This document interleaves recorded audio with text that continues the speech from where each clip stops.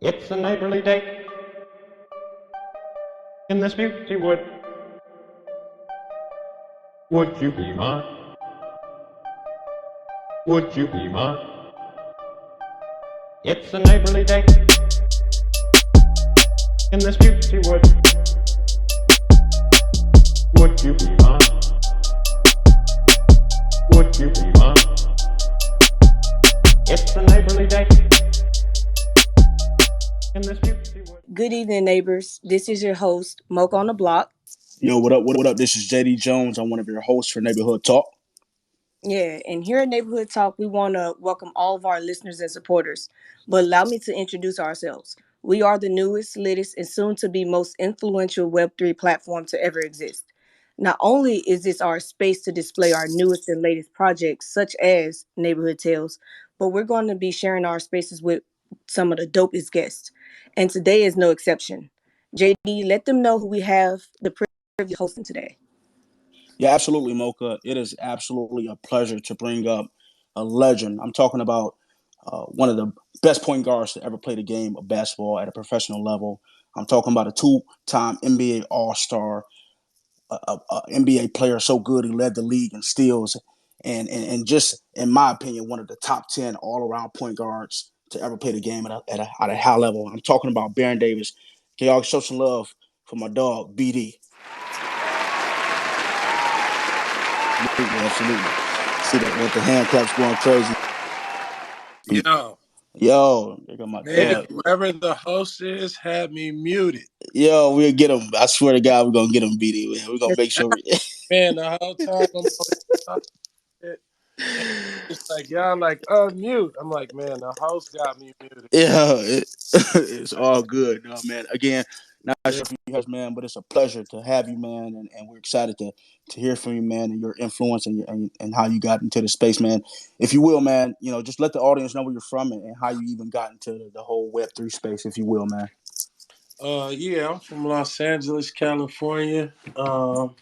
And I would say for me, I've been my own agent in the NBA since I was about 20 years old.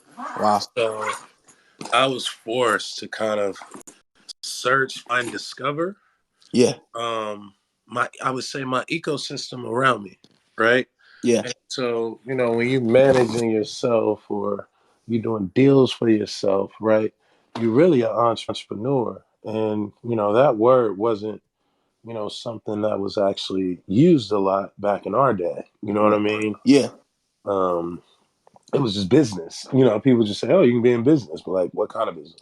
Yeah. And so, I would say through trial and error, through listening and learning, through connecting with people and kind of being a sponge, um, I just start to figure out, how to navigate. And, when you're a player and you're your own agent, you have to continue to reinvent yourself to stay ahead of the curve, Sure. right? Absolutely. Uh, Especially when, you're not, the superstar, the superstars, right? When you're in that middle pack, you have to figure out a way to become original, also stay ahead of the curve. And I would say for me, I had done film, I had made a movie, I shot a documentary, I'd done all this stuff, Yeah. and I created this character, Black Santa. So I own this IP, and for so long, Hollywood would say, "Oh, it's a great idea. Like, let's get Black Santa out of jail, and then like he can save the kids." And I'm like, well, "Why does Santa Claus have to go to jail, yo?" Yeah. You know what I mean? Yeah. And so it's just like you kept bumping my head up against like Hollywood because I know that this movie that I want to make is special, but then it's also like I'm not about to sell out, but I'm at some point you forced to sell out. You know what I mean? Because they gonna change your script, they gonna change your characters because they want Yeah. action at IP rights. So the first thing I learned was if you had a writer and a writer wrote the story, then the writer claims ownership to those characters. Wow. And so Okay. there's a finesse going down early where, met some acclaimed writer, acclaimed producer, and they were like, yo, we want to partner, we want to make this. And then they were like, well, we want to change all the characters. And at that point, I did some research and realized that If they change the characters, then they own just as much of the IP as I do, Yeah. especially if it's a movie. Yeah. And Wow. so, for me, it was just like keep creating assets. Somebody will pay attention. Keep creating assets. Somebody will pay attention. Right. Right. And then slowly I got introduced to blockchain uh, through like watermarks and copyrights on on digital assets. So it was a lot of photographers that were getting ripped off, and they start watermarking their photos. Got it.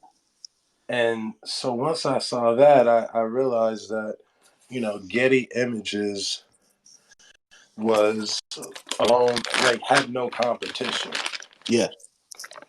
And I was like, well, what if we built Getty Images for the culture?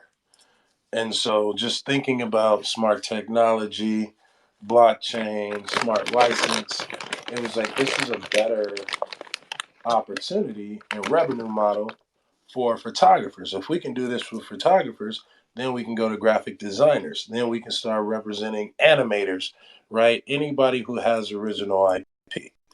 And that's kind of like how I got into the whole Web3 space. I invested in the company. The Yeah. company was called PDS. It's basically knows how it issues tokens based on license. So like licensable assets, like photos, music, things like that.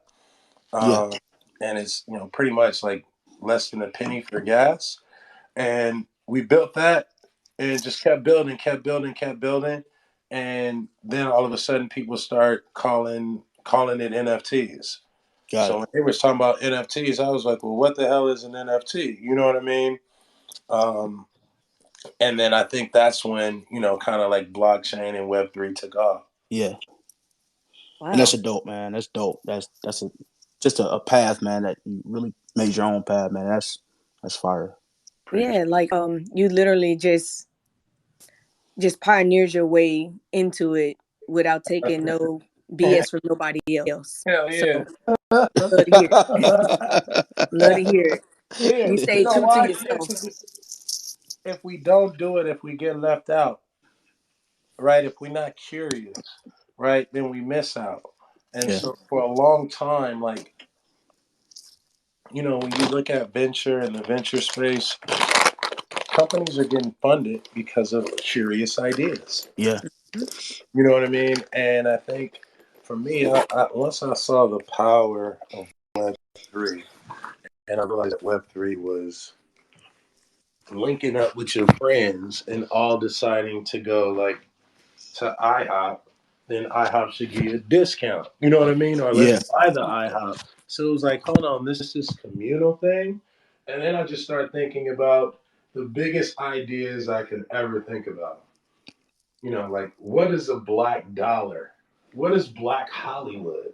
What is black Santa? What if the world and our economic system for black people, what if we had our own central bank? What if we had our own, BlackRock? What if we had our own GM, right? Yeah. All of these things just started like, damn, this could happen in the blockchain.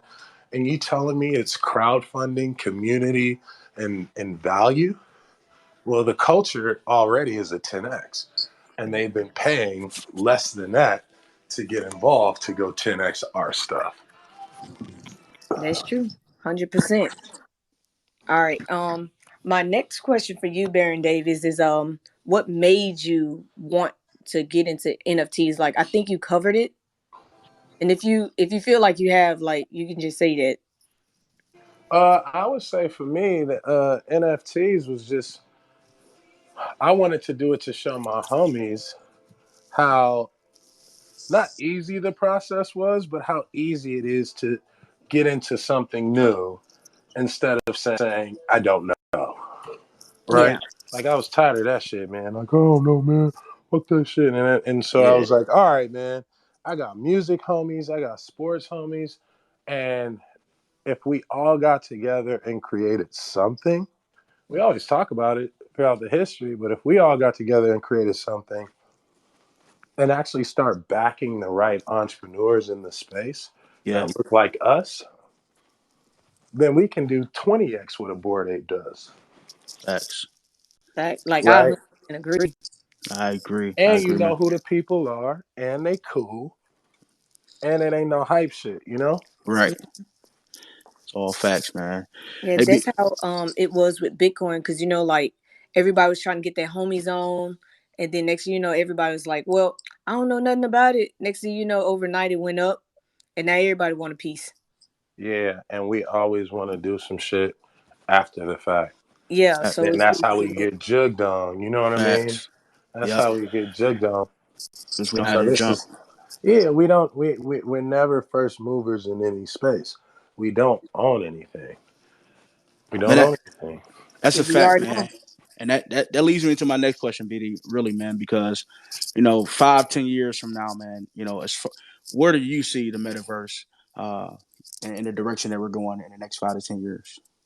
Well, I feel like the metaverse or the metaverses, Sure. right, will be a collection of portals and worlds where you can, and like, think about it like back in the day with prohibition, right? Yeah. It was like you can only get in certain clubs to go drink. Yep. You can only get, you know what I mean? And not everybody had the best alcohol. You know Yeah. what I Yep. mean? That's So, it. so I look at the metaverse as like these portals, Yeah. right? These portals to kind of different environments of like-minded people, Yeah. I right? love it. Yeah, that's true. But speaking of metaverse, what NFTs do you own now? Everything. Everything. God damn it, I'm tired. I'm So you tired of said you're buying gonna people own shit. a neighbor when we launch our project, Man, huh? I already got. I'm already locked in. All right, that's all I need to know. Oh, neighbor, shit, we got a block. We got. Yo. We in the district, and we in Go the ahead. district. Listen, y'all gonna be saying some characters like, where the fuck did that character come from? Like, yeah, that was BD. BD done Yeah. talk neighborhood tales and to let me drop one of my characters in there. Yeah. All right, that's something to think about. No, but shout out to the neighborhood and shout out to my dog Chiz, because just somebody another person who pushing something, reached out, we connected, had a call, it was done. Yeah. Yo, bro, I rock you, rock with me. Every week, BD, anything I can do to help you, let me know. You need anything? Cheers. I don't, but if I do, I'ma hit you. Yeah. Cheers. You need anything? BD, I need whatever you need. We on. And so it's That's like yeah. that brotherhood, that foundation, that sisterhood, that family community is like really what we trying to build. And Shout I out to think neighborhood Chiz, man. tales got it. She's the goat.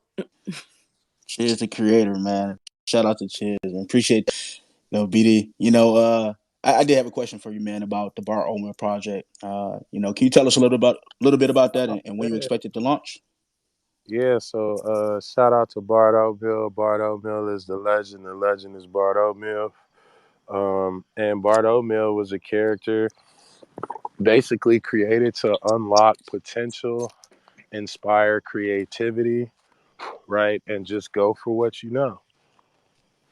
Thanks, man. And I know Never be afraid to live in like your talents, your fears.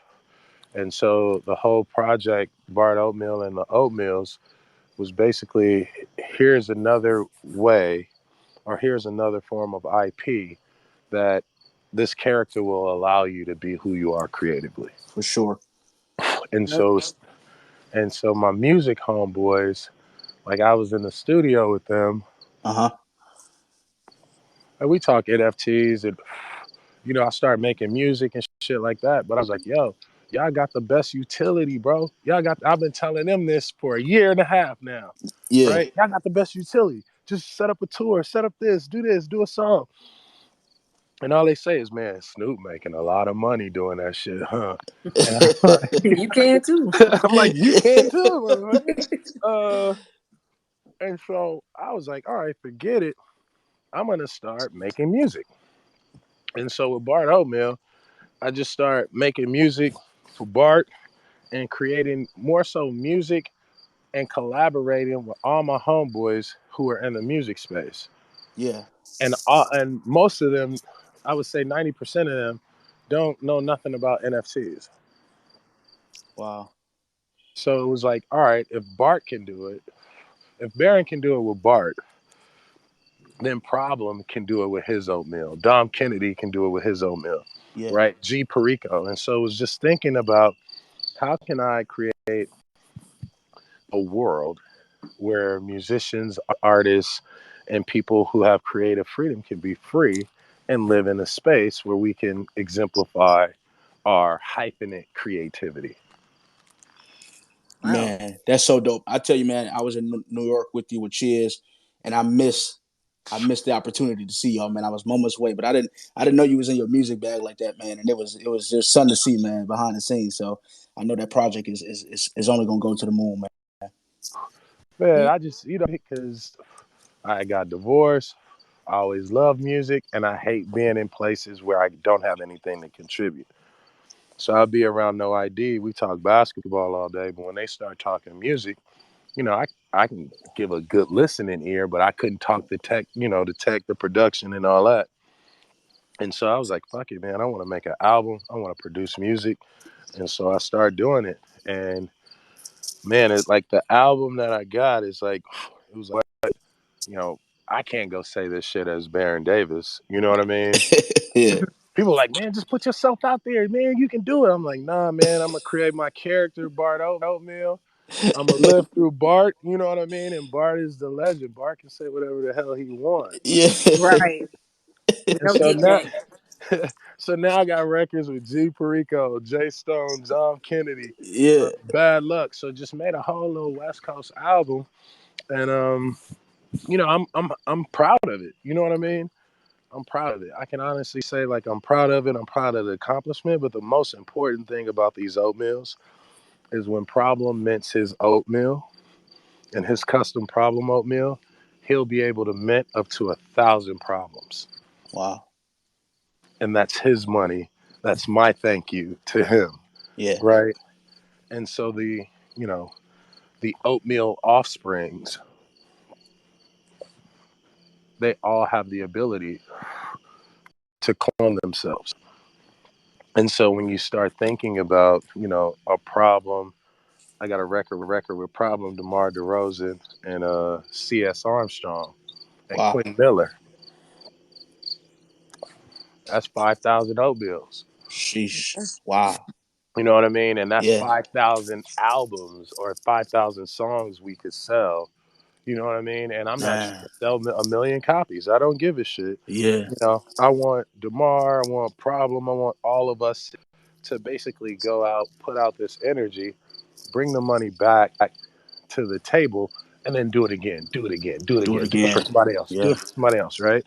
And yeah, so that was the goal of the oatmeals, was like to create this to take what we've seen in Bored Apes and Moonbirds and all these people and say, hey, why can't we do this as a culture, right? So you'll have oatmeal legends are music, sports, entertainment, poetry, gaming, right? You get an yeah. opportunity, and what we're building at MTU is, all of these virtual environments where your oatmeal can exist.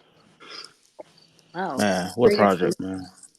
All right. So when we do a collab with Neighborhood Tales, we may have an oatmeal lounge and a jukebox, and that's how we can all share as a united publishing front for music, right? That's Man. interesting. And That's film and whatever. It's just Yeah, a great opportunity for us to collaborate and collaborate through our IP. And then it also gives the artists the opportunity to be somebody else. So now ain't nobody in your goddamn pockets. yeah. Because I did a lot of research on the music industry, um, like the traditional version, Uh huh. and I'm also looking into like how I can make it better for music artists. I don't know anything about the industry, but I hate how they're treated. Right. So for me, um, there's this technology called Hyperledger Fabric that can actually help them Mm. establish a way to inject themselves to basically have their own channel to where everything is going through them and not, Apple, Spotify, Mm. these tours, people that the venues, people that just take money Yep. all day, every day, and then they get paid 6 to 18 months later. So Yep. I've been looking into it myself because, and I like what you're saying too, because all of that will be very helpful for them in the long run because they deserve to have what they work hard for. Yeah, and on top of that, you can make a living in music. This is Exactly. what we're not. This is like we doing it, but we're not talking about it, right? Yeah. So our kids are just seeing what they see, right? But it's like you can be a producer, an engineer, a writer, right? You can be the person who manages the studio, right? So all of these job opportunities are all of these people around the artists, right? That are taking care of the artists. The artists can now take care of them, like in the same instance that they're taking care of themselves. Man, that's fire, man. All right. So can you tell us about history of the game? Yeah, history of the game was so this is my well the oatmeals is I created the oatmeals, but history of the game is like my passion project. Hmm. I would say this is going to be kind of like my life reward to basketball, right? Um, the goal for history of the game was to honor legends and stories and people that existed in our culture and our past, players who may have been forgotten but should not, Raptors that are hanging in jerseys that are hanging in Raptors that you guys know none of these players. You know what I Yeah, mean? yeah, The stories. How did we get here? Where are they now? What are they doing? And so, for me, I grew up obviously watching Bird and Magic, you know what I mean, in that era of like 80s basketball. But my heroes are the 90s, 2000s, the yeah, guys I played against: yeah, Rod Strickland, Sam Cassell, yeah, Nick Van Exel, Kevin Johnson, Tim Hardaway, Jamal Mashburn, Glenn Robinson, Sean Kemp. You know what I mean? And yeah, like the media shouldn't own Sean Kemp's narrative, yeah. right? Exactly. And Sean Kemp shouldn't have to go to ESPN to do the documentary that they want to do on him. True. And Sean Kemp may never make it into the Hall of Fame, Yeah. but he a Hall of Famer to me. In my books, yeah, for sure. Right? Wow. Yeah, Penny So you want to Hardaway, give them their flowers. man, we have to. yeah. And then think about Walt Frazier, Earl of Pearl Monroe. Think about the late great Bill Russell. When I started this project, my first thing was to go and raise a bunch of money so I could buy Bill Russell's estate. And he would be almost like we would build our own AI Watson and call it Russell. Wow. And so I'm upset, I'm mad, I'm late, you know what I mean? But I know there's a grand purpose. For sure. There definitely is a greater purpose, man. That's an amazing story, BD, man. I did a little bit of research about MTU, man. I know it's a project that's probably near to you, man. Can you tell our listeners, what it stands for and why MTU was started? So MTU stands for More Than Us. The thought around More Than Us was let's build a brand, a company, a collective in Web3 where you just don't know how many people are in the company or in the collective. Okay. And so, More Than Us consists of, we call ourselves a maker studio and like management agency because we manage dope entrepreneurs, dope creators, and we Yeah. bring them into our ecosystem. And the goal of More Than Us was really to create an NFT membership that would allow our 200 people, right, that we know we are close to, and also the other makers to share in each other's community. Got it. Man, that's So if you're a part of MTU, and the way we built the company is we built it with a founders collective, co-founders collective, a founding members collective, and an EP collective. And so the NFTs that we'll be dropping will allow people to come in as executives in EP projects or be co-founders, in something like the next version of Neighborhood Tales, right? Sure. Mhm. Because you're a co-founder away, you're an EP away, you're 5 or 10 people away from, you know, being able to get a movie deal or an arcade, a video game deal. And so we want to go after, include a lot of our athlete friends, celebrity friends, but also like the powers that be. But more importantly, it's about us. The And first wave of us has to be more than us because we should span the globe and we should be able to travel, hang out at these conferences, put ourselves on panels when we want to, right? And just really be about the business. You know what I mean? man, that is just I love it, man. You talking about something that has purpose, right? More than us, man. That's something I teach my sons, right? My daughter, man. It's prolific, man. So I appreciate you going Yeah. into what MTU is about, man. Right. It's team, man. It's like we're all on in Web3. We're all on the same team. Oh Yeah, yeah, for sure. You know what I mean? Like we're literally all on the same team. If I got $1,000 and there's 10 projects and they're each $100, I gotta do that. If one project is $1,000, I gotta get that thousand. They need me to flip it. I'll flip it and go buy the rest of them dudes. Gotcha. All And right. so it's like that's the way we should be moving as a culture. We should be setting the table, and we should be talking about, you know, all of our entrepreneurs and executives and founders of these companies selling out, making 20 million, making yeah, 10 million, right? Because neighborhood tales got real utility. facts, You Yeah. know what I'm saying? History of the facts. game, real utility. You're gonna be able to sit at games with these people, watch games with them, right? Like everything Black Santa, real life utility. Yeah, Like the things that we're doing as a culture and as Black people in this space or in Web 2 or Web 1, whatever the fuck you want to call it, yeah, everything translates. Right. yes. But we And you own it now. and you and you own your people. Your people own you. You own Yeah, it. And that's what the ownership together means, right? that's There's a fire. sneaker store in Chicago, my homeboy Boo. He was a rap, he's a rap, but he was most known for being a rapper out of Chicago, started a sneaker store. People come there and buy the sneakers. I told Boo, you gotta get an NFT, right? Because now these people can own and walk in this store the same way they do and have that relationship with you, they can pluck something off the shelf and you already know they're good to go. You Yeah, know man. they size. You know they size, you know where they live, you know they spend with you, you know what I mean? And they're also gonna champion other people to shop with That's true too. Patronize the stores and then you let the world know and then more just trickle in. you. Yep. Because you can offer them even more than just a store.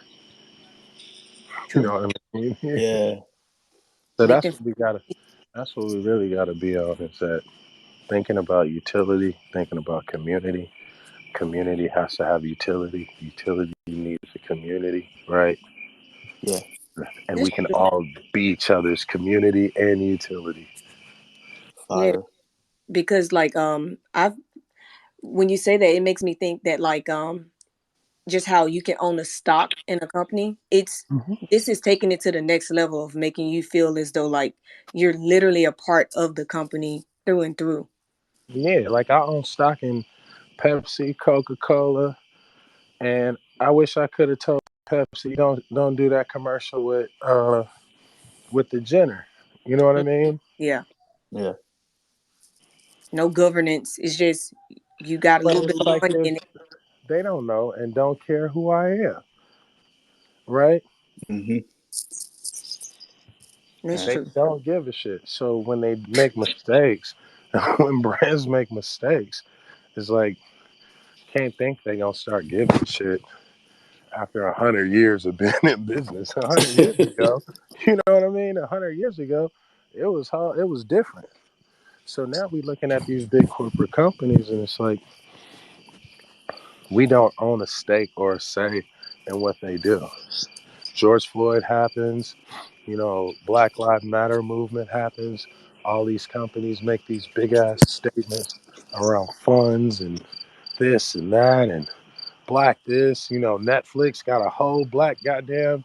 My goddamn Uber got all the black restaurants. Everything just, you know what I mean? It's just black, black, black, black. Now go to Uber. You can't find a black restaurant. Go Yeah. to Netflix. You can't find a black movie. Go to Hulu. You know what I mean? They doing it, but they not. Yeah.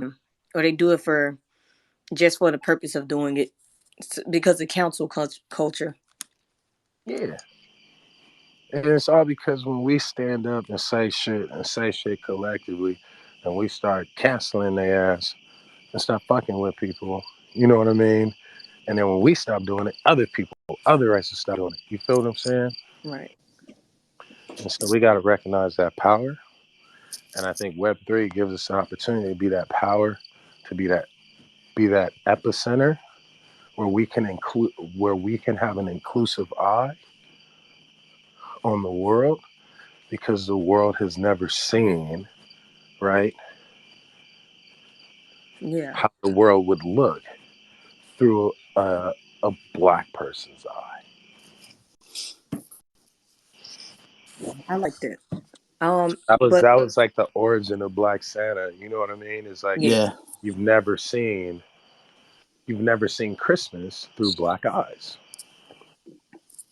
because we're not gonna leave out nobody. You know what I mean? That is. Yeah. We're gonna include everybody. It ain't nobody to leave out. Shit, we black. We know everybody different. You know what I mean? But everybody is the same to us. When you got regular Santa Claus, it's like he don't mess with nobody. Fact. Nothing more to say than that. But yet, you know what I mean? But yet, man, we gonna go up. That's facts. We gonna go up. You feel me? And so like that's more than us, Black Santa, all of history of the game, right? Neighborhood tales. Everything we talk about today is really like when are we gonna do for ourselves? Yeah. Oh yeah. And we doing it, y'all. We Stay definitely tuned. doing it. Tell Hell them, yeah. Mocha. It's but Baron, I do have some questions for you because basketball. So I did want to ask you a question. What was the most favorite team you played on? I mean, that's hard to say. I mean, like, my Charlotte teams was probably my favorite. The Warriors team was probably like my most favorite. Um, yeah, the Warriors team was probably like my most favorite.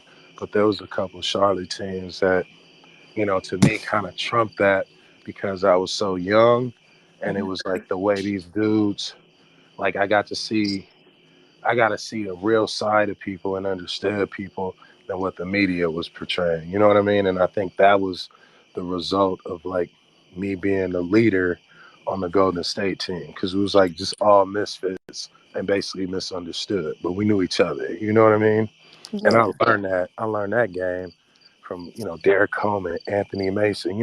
I got Yeah. Derek Coleman and Anthony Mason on the same team, dude. That's You dope, feel man. me? You feel me? Yeah, and for that to translate into the "we believe" theme, man, that really made Golden State what they are now, in my opinion, man. I don't know if you agree or not. I just brought the life back in the city. It brought the hope, the spirit, the demand, right?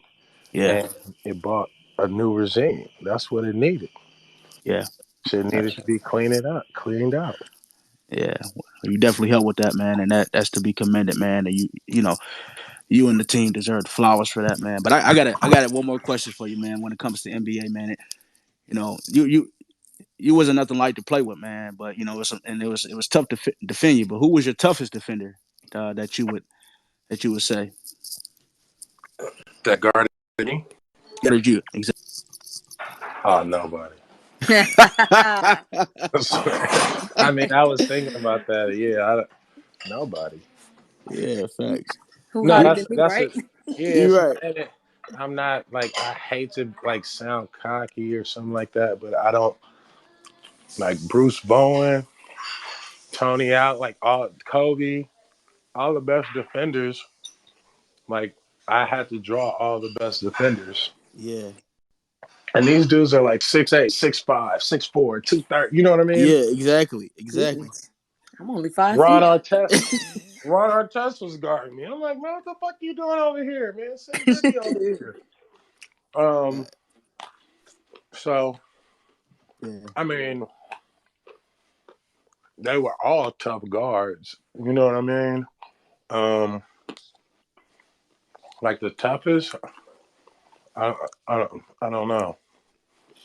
nah, I know that's hard, Raja man. Bell, dudes like Raja Bell is up there. Yeah, You got to include people like him.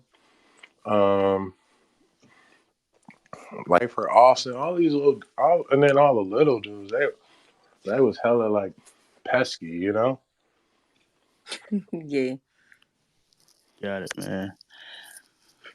Well, Mocha, uh, you wanna take the stage and just thank BD for really joining us. Yeah, but first we gotta do Kappa facts.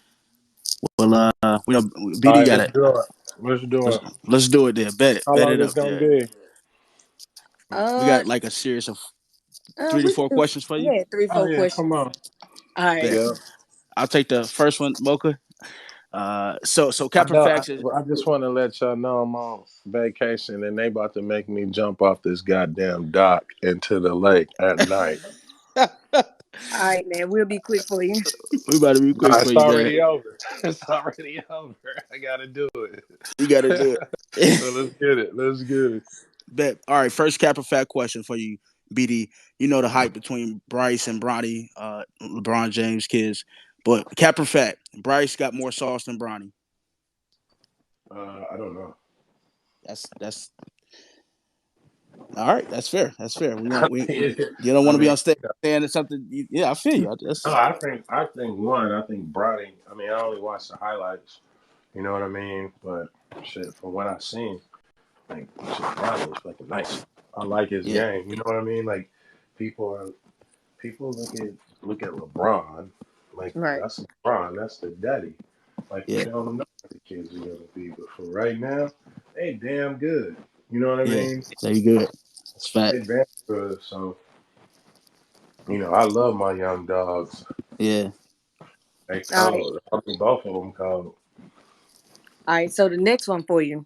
LeBron is greater than Michael Jordan. Cap or facts? Depending on which part is greater, you know what I mean. I would say overall, LeBron has done it the greatest. You know what I mean for walking into the league with all the cameras and only upholding everything that should be upheld as far as like a positive role model and a black man. Yeah. Um, so when it comes to like standing up for political issues, speak out. You know what I mean? Like I always say, LeBron to me is the greatest in that perspective, like all around, on and off the court. Not just like the marketing, the money, the endorsements, but also like the impact. You know what I mean? Or the public impact. Basketball wise, they both great in their own right. You know what I mean? It's like we can Facts. go Facts. all day, say who's stronger, who jumps higher, who's a better defender, who shoots better. You can do all that, but two different eras, two different incredible, two levels of greatness, right? That only complement each other for the sake of an argument. Right. Absolutely. Better up. Better up. All right. Well, BD man, any final words for our listeners, man, as far as from your perspective on Web3, any advice that you would leave with our listeners here? Yeah, I just say, man, study. Study what you do and who you are. Don't be afraid to like live out what you want to be. Web3 wise, it's like this is our world. It's a world we can create. We can create our infrastructure, financial infrastructure, and we all let a party and get together and hang out. Why can't we be doing yacht parties at NFT NYC? So support the real ones and link in with the real ones. You know what I mean? And everybody will have a turn. Wise Absolutely. words. All right. So tomorrow, y'all. Well, thank you again for coming on the show, Baron Davis. It was a pleasure having you, teaching us about your endeavors and your future endeavors too. So I appreciate it. No, absolutely a privilege, man. A privilege to have you and have you on this neighborhood talk platform, sharing your information and expertise on the Web3 space. Only up from here, man. We want to thank all of our listeners and around the world. Tomorrow, Mac Tree, one of the dopest artists and entrepreneurs making waves in the metaverse, right here, same time, 8 p.m. Eastern Standard Time. Mocca already told y'all that we are the newest, the littest, and the most soon to be most influential Web3 platform to ever exist. We're gonna do the same thing when it comes to our gifts and our giveaways. $100,000 in cash and prizes, but you need to be tapped into our Discord for exclusive updates. We want y'all to go right now to our Twitter page, NH follow our Discord, and you can catch all of our latest and up-to-date information on our giveaways right there. In addition to that, we got our NFT Nashville, our own founder and creator of Neighborhood Tales Chills. We'll be speaking at NFT Nashville. You can find all that information at NFT Nashville. It's been a pleasure. It's been a great opportunity to have a legend with us. And Mocha, let them know where they can find us at. Yeah, thank y'all once again for joining us on episode 2 of Neighborhood Talk. Again, find us on Twitter at NH or Neighborhood Tales on every other platform, including IG, TikTok, YouTube, Discord, and LinkedIn. And it's been a pleasure. Until next time, y'all. It's a neighborly day in this beauty wood. Would you be mine?